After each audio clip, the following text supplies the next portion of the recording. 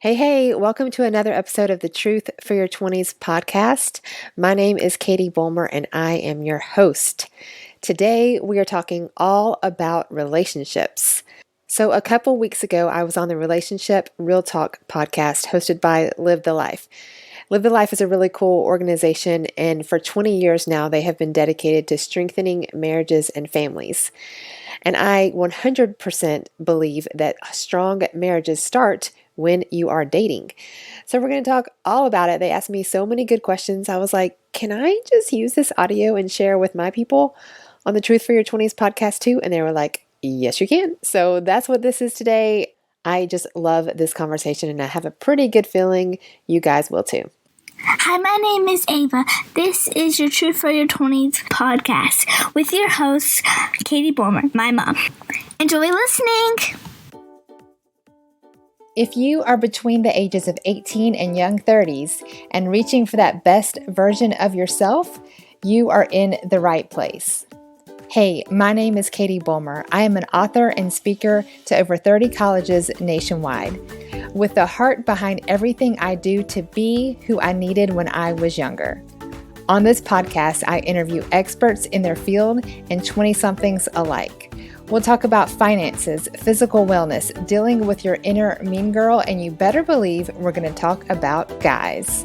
Our mission here is to empower your socks off and definitely drop some truth bombs along the way. All right, let's get to it and unpack some truths for your 20s.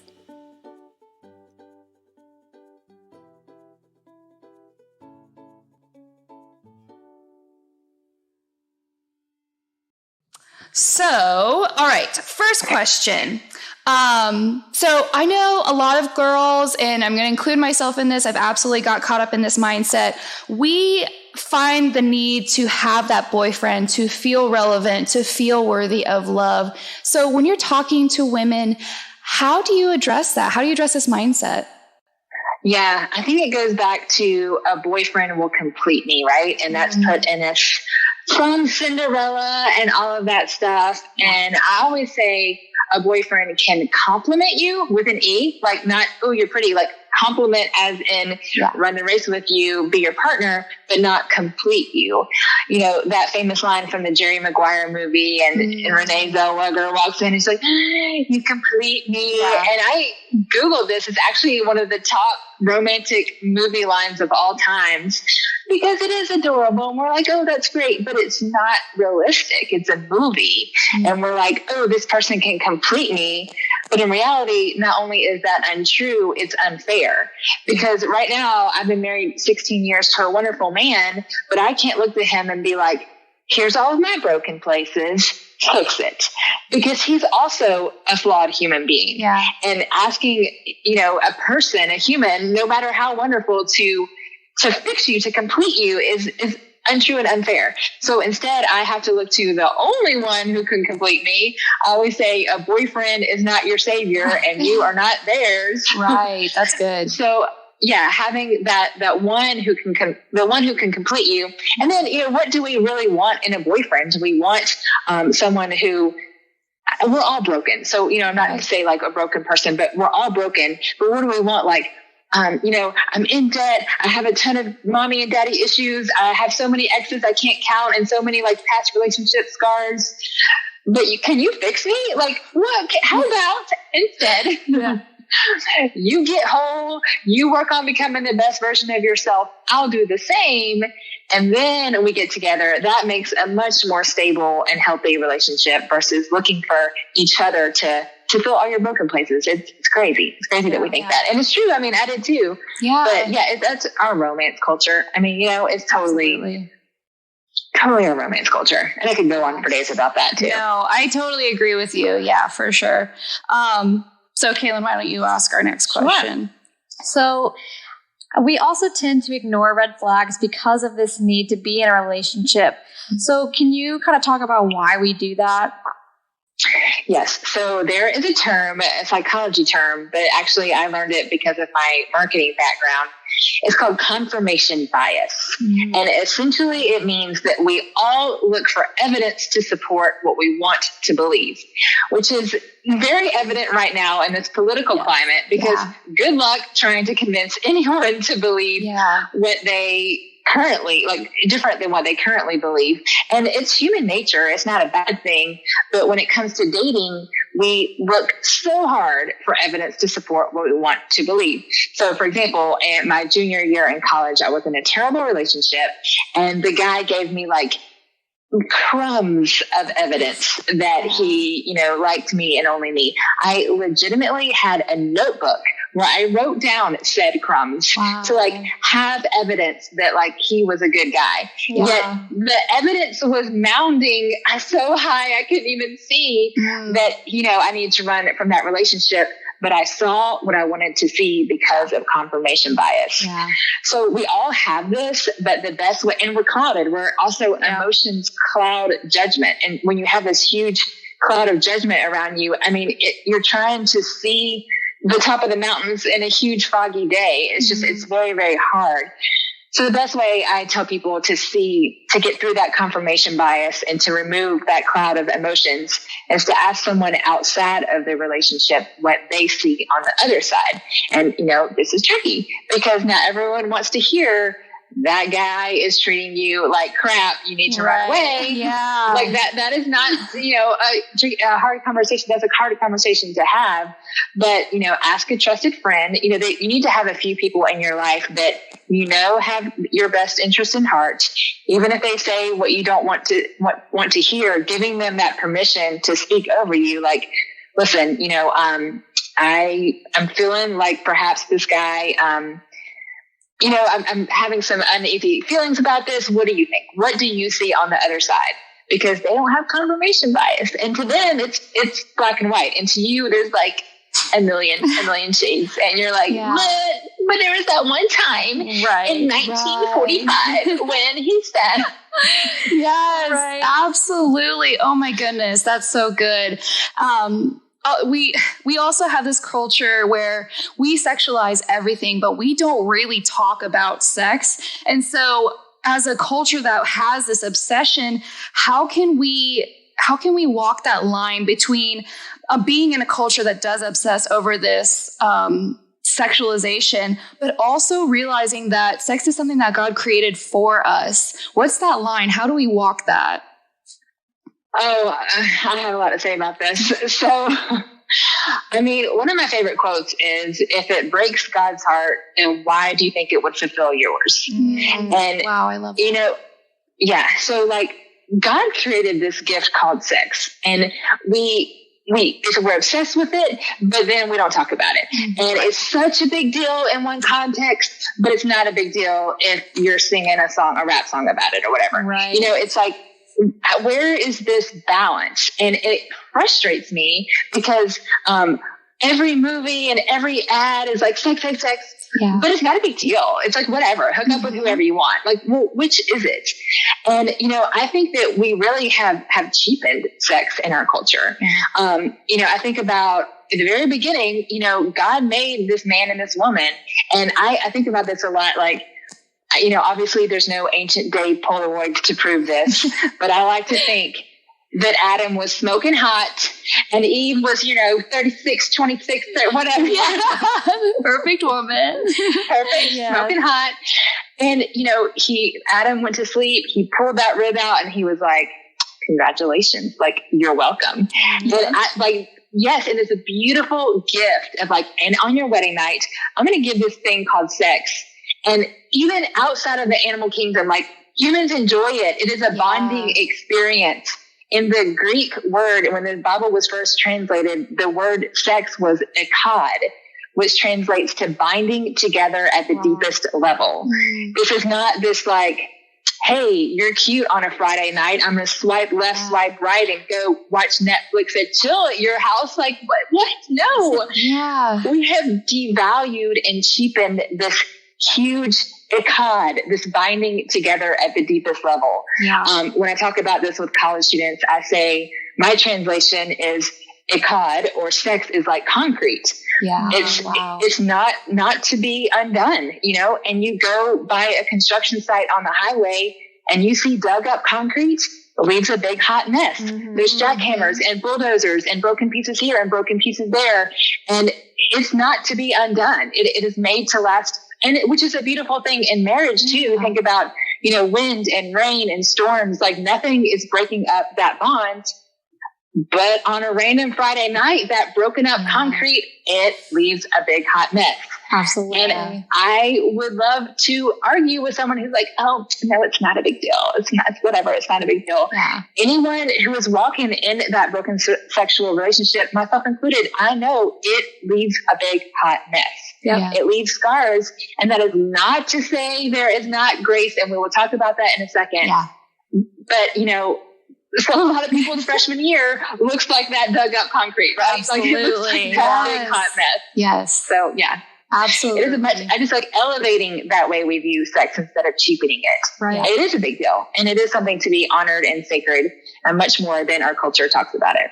Yeah, absolutely. And in your blog post, What If Jesus Meant All That Stuff About Sex? You talk about not just the scripture behind what God is saying his plan is, but also the research. So could you talk a little bit about what that research says and why it's so important? Yes, I actually got to be friends with a doctor of sexual health. His name is Joe Malone, very smart guy.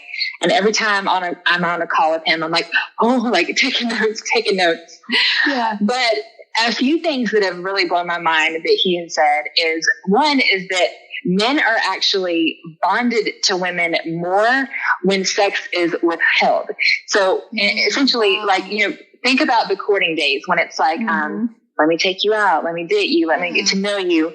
The research actually shows that the men become more protective in a good way. Like, this is my girl. Like, I'm going to, don't you mess with her. I'm going to protect her. Like, here's my jacket. I'll open it for you. All those beautiful chivalrous things that we like, because that sex is withheld. Mm-hmm. And in contrary, I just met you. I'm going to shack up with you that night. Then it's like that men are hunters, like done, met her. Yeah. I don't want to say conquered. That sounds terrible, but met her, went all the way. Right. We have a cod. We have bonded at the deepest level for him and for her. Not to say that the relationship can't go on from there, but why rush that? There's so much lost. There's so many levels of intimacy. You jumped all the way to the deepest level of intimacy. And, think about it. When back to the garden, when God made this idea of sex, that is vulnerable on every level of the word. I mean, that is like, here's my emotion. Here is my trust. Here is my nakedness in every form of the word. Brene Brown talks about this on her super popular TED Talk, how vulnerability and love are the two sides of the same coin. That to be vulnerable, to trust, and to love, to have that love, you have to be vulnerable. Yeah. So to have this intimacy, to have this vulnerability, to be exposed in every form, that is the other side of love, to have trust. And I'm here with you all the days of your life. I'm here to support you. I'm never going to leave you. You are my one and only. I keep going back to that garden, but that's another thing to think about is I've been doing mentoring with girls for 15 years. I've never met a girl who's like, I really want a guy who is a sex expert. Yeah. No, not one time. No, nobody wants that, because do we want to be like, I want to be compared to this long list of ex-lovers, as the wise theologian Taylor Swift said. No one wants to be compared to a long list of ex-lovers. Instead, every girl I've ever mentored anyway wants to be seen as his only one. You are my definition of beauty. I will climb the highest mountain. I will swim the deepest sea. You are my only one.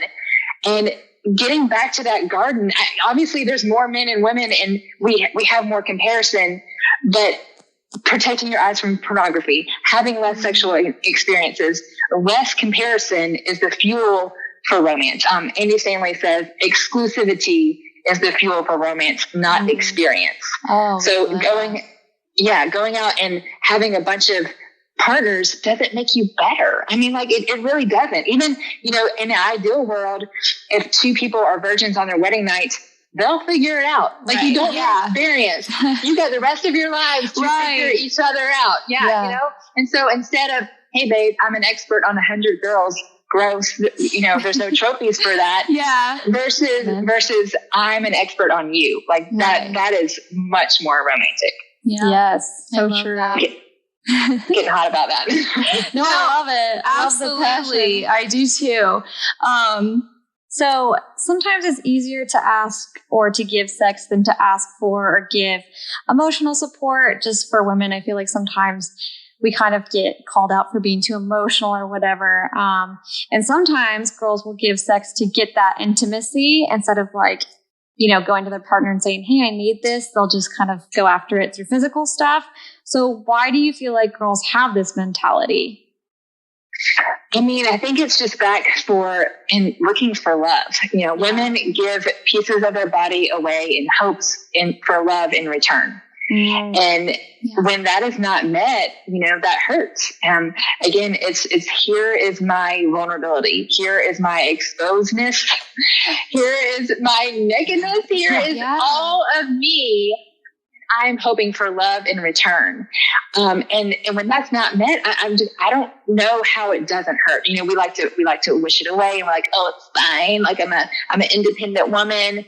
And I mean, I get that, but I think that deep down, we know that that's not what we want. Again, we want to be seen as his one and only. I mean, what is more romantic? Like, I want to be seen as, and think about every romantic song and every romantic movie. I'm not the first to have this idea. Like, it is back to the Jerry Maguire, even though that's not true. It's so romantic because it's you, not 10 girls, but you and you only. You are the one who complete me.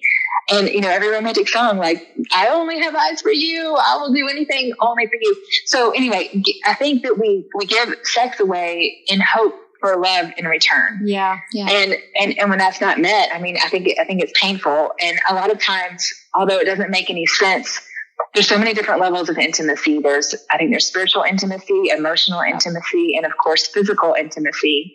And sometimes, although like I said, it doesn't really make sense, it is easier to give physical intimacy than emotional intimacy. Because, there's not as much thought involved. But that gift on the wedding night that God gave us is the culmination of all of those. It's like it's like the grand finale of fireworks at the end of the show. And giving that away before anything else, it almost steals from that. It's not the total package. We all agree sex is fun. Like, God made sex to be fun.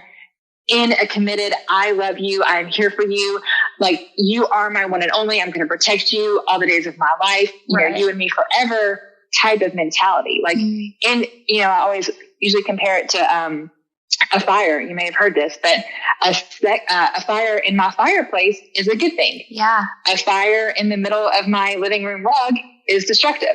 Yeah. And it's the same thing. It's just a different context. Absolutely. And what you were talking about, the different aspects of relationships and sex, we have, when we talk to our middle school and high school students, we talk about how it's physical, mental, emotional, social, and spiritual. And if you just focus on the physical, you're left with a mess, MESS. So that's what we like to talk about. I know. I was like, I wonder if she'll like this, but I love it. I'm stealing it. Good. Yes. But all the school focuses on is, put a condom on.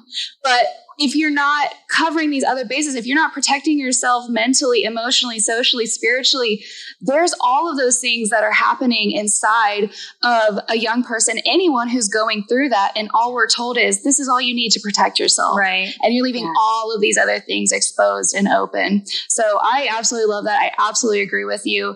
And then that's so good. And just like, we're not one-dimensional humans. We're so complex. Yeah, exactly. We can't, I've also heard you can't have your body and not your heart. They're connected. Like, it's a package deal. Yeah. And like, it's also in the context of that beautiful covenant that the Lord called us to. All of those things are working together. And so then it is not just physical, it is mental and emotional and social and spiritual. And that's the beauty. That's a beautiful part. So I think we also get lost in that.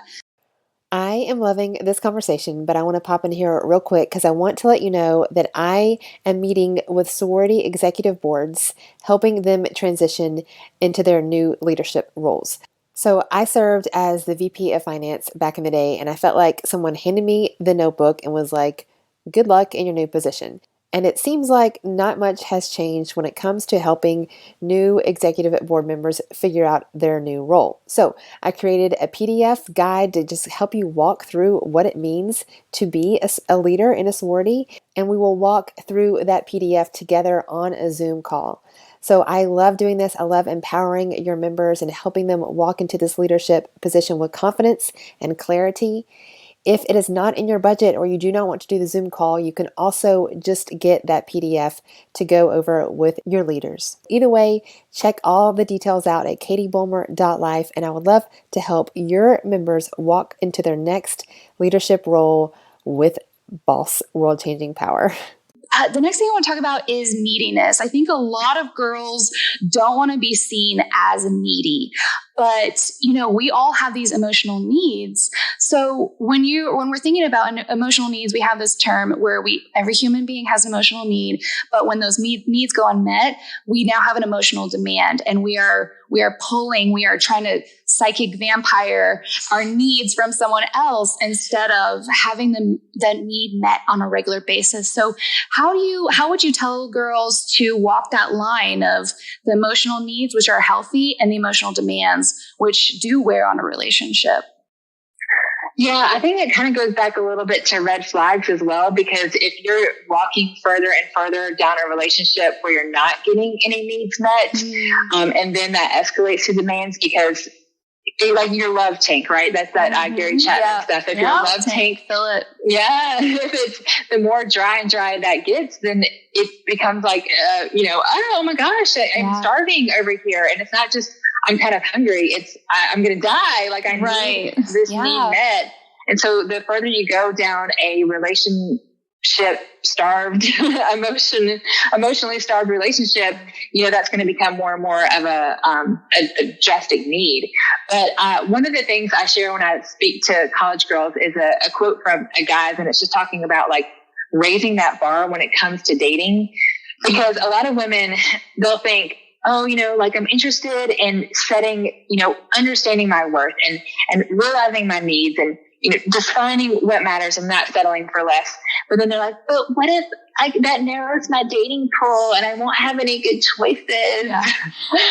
And my first response to that is, if your dating pool is smaller and like the guys who just want to use you or just want to get drunk and Snapchat you are no longer an option, then you're welcome. Like, yeah, you don't need 50 choices. Really, you need one. Like, that's all you need. Back to the only one in the world. But, so one of the quotes I like to share is from the Good Man Project. So this is like from the lips of dudes. He says, the lips of dudes. He says, ladies, if you really want men to step up and become the real men you talk about, you must demand it. I'm not saying ask for it. I'm not saying hope for it. I'm saying demand it. It means if you don't settle for anything less, if you're not satisfied, you walk away. Men will rise up and meet your challenges. I promise it is what we do best. We love it when women make a step up and work. And then he goes on to be like, the hardest part about this is you must be willing to walk away. Back to my friend Joe Malone, he talks about this and how women have so much more power in this than they realize. His research shows, and this is fascinating, that women of, we'll call it hormonal age, like teens to 20s, women in that age group are 4 times more sexually intelligent than their men counterparts. Wow. Yes. And that is because, a few different reasons. One is because women are just a little bit more level-headed when it comes to hormones. Like we kind of know what's best for us. Like we know that this hookup culture is it's not what's good for us. Right. But men are typically, generally speaking, like, boobies, like, fair.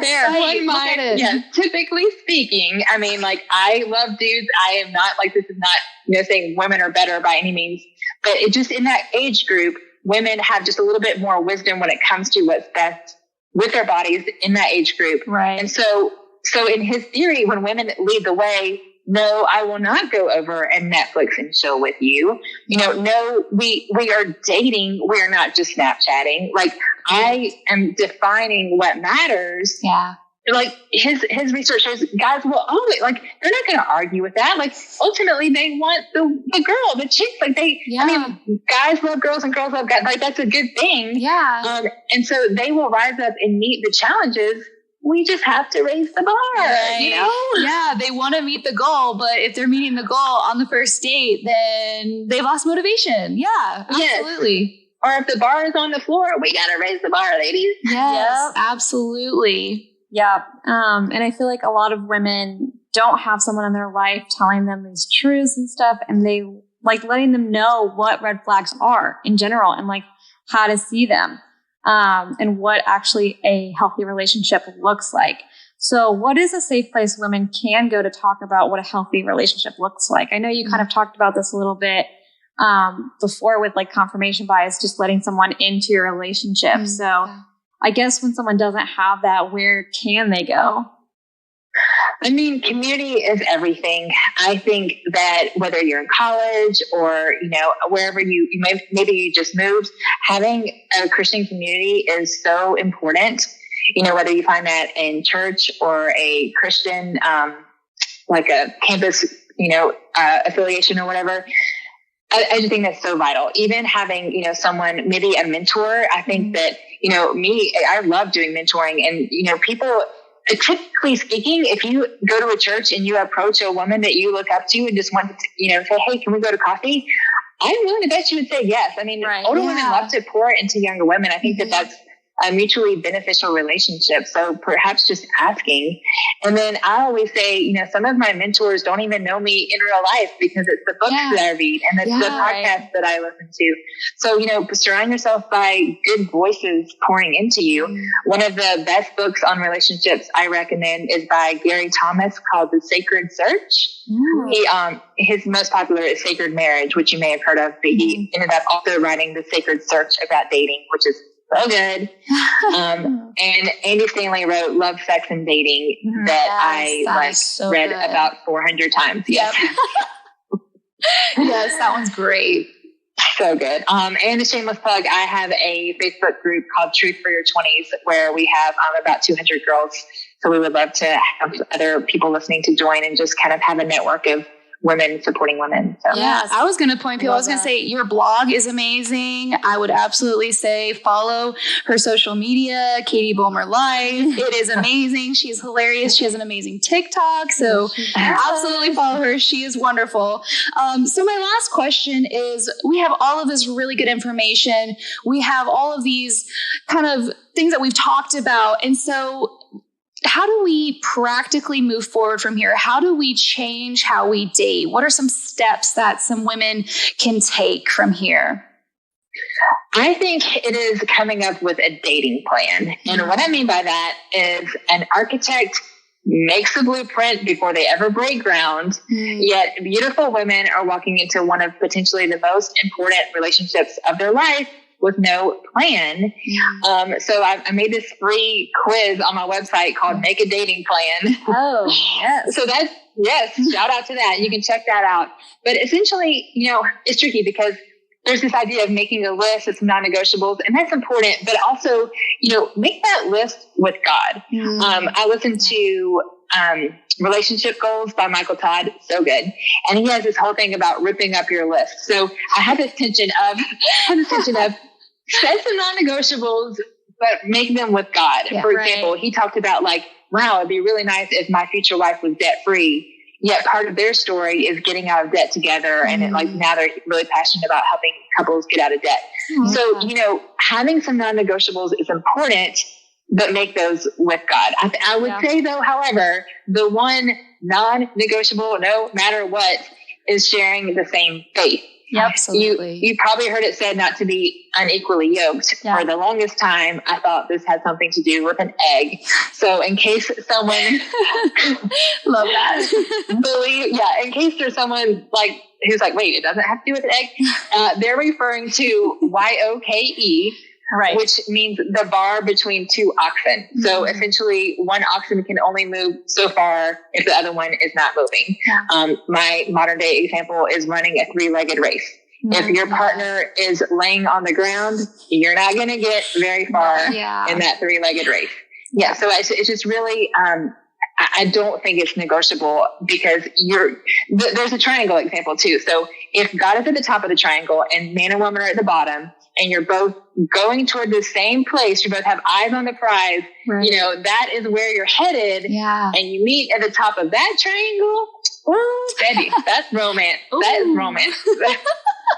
I love that. And I want to go back to one question that I did skip because I think it's a very important, we did talk about this towards the beginning, but there are a lot of girls out there, even, Christian girls who have said, you know what, I have messed up. I'm damaged goods. This is all really good information. I wish I had known before, but it's too late for me now. Yeah. So what would you say to that girl who's just really lost hope? The girl listening who's just like, wow, I wish I had known, but it's too late for me.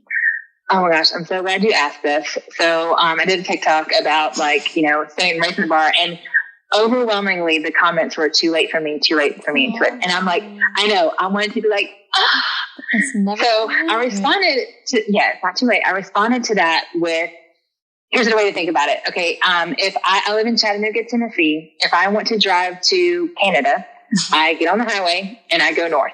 No one argues this point. Yeah. But we somehow think about with our life, if we have made a wrong turn, then we just keep going that way and see what happens. That's crazy. If I get in my car and I accidentally go south, I don't just, I hope I end up in Canada. Yeah. No. I'll make it there eventually, maybe. I guess Mexico is all the way around the world. Yeah. So that makes no sense when it comes to driving. Yeah, even we think about this with food and with just our habits. I missed one day on my diet. I guess I'll just go eat 30 donuts. No, preach. So we made a decision we're not proud of. We went too far with the guy. Whatever. I don't care what happened last spring break, last week, last night. There are forks in the road every single day. Yes. And that is true with everything in life. Mm-hmm. So that is a straight up lie, the lie of damaged goods. Yeah. And get it out of your brain, wash it with Windex, throw it down the toilet and flush it. It is a lie. Yeah. Today is a new day. There is a fork in the road and you get to decide. Do you want to go north, south, east, or west? First, you decide, because I'm not going to tell you, but where are you headed? Yeah. What I always ask young people, picture your best life when you're 30. Mm-hmm. Is she married? Is she single? Is she a career woman? Is she stay-at-home mom? None of those are wrong. Yeah. But where are you headed? And now life is going to throw you curveballs. I'm not saying you need to idolize being this certain way when you're 30. None of that. That's not healthy. But knowing where you're headed, where are you headed? And that way you at least know which way you're going, know which way you're going, because or you could get in the car and accidentally head south and be like, guess I'll just see what happens. Absolutely. We're all on a path and our paths lead somewhere. Yeah. So which path do you want to be on? Yes. I love that. Wow, Katie, so much wisdom. Yeah. Kate, like I was talking before, Kayla and I are big fans of yours. If you didn't hear before, please go join Katie on social media. It is Katie Bollmer Life on Instagram. She also has an amazing website. But ladies, thank you so much for listening today. We hope you feel educated, encouraged, and empowered and to thrive in whatever relationship you're in. Have a great day. If you enjoyed this episode, please share it with a friend. Take a screenshot and put this up on your social. Tag me at Katie Bollmer Life. By the way, I love your DMs. I'm just a regular girl who responds to all my DMs. I never thought I had to clarify that, but apparently some people don't.